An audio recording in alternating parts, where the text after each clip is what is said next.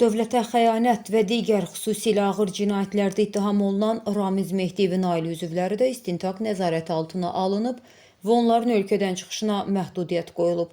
Bu addım Mehdiyevin cinayət yolu ilə əldə etdiyi gəlirlər hesabına yaxınlarının da əhəmiyyətli maliyyə imkanlarına sahib olması ilə bağlı araşdırmalar çərçivəsində atılıb. Boz kardinal uzun illər dövlət strukturundakı nüfuzundan istifadə edərək müxtəlif kommersiya fəaliyyətinə nəzarət edib. Həmin dövrdə onun qohumlarının adına milyonlarla manat dəyərində mənzillər, villalar və şirkət payları rəsmiləşdirilib. Son günlər bu əmlakların kiçik bir qismi mediada ictimailəşib. Mehdiyevə qarşı irəli sürülən əsas ittihamlardan biri Cinayət Məcəlləsinin 193.1.3.2 cinayət yolu ilə əldə edilmiş əmlakı leqallaşdırma maddəsidir. Qanunvericiliyə əsasən çirkli pullarla qazanılmış əmlaklar məhkəmə qərarı ilə dövlət nəfinə müsadirə edilir.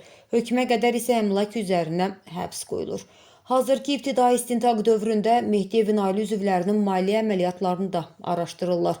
Bu əsasla da həyat yoldaşı Galina Mehdiyeva, oğlu Fövqəladə Hallar Nazirinin müavini general-mayor Teymur Mehdiyev, qızı Kamilə Əliyeva və kürəkəni İlham Əliyevin ölkədən çıxışına da stop qoyulub.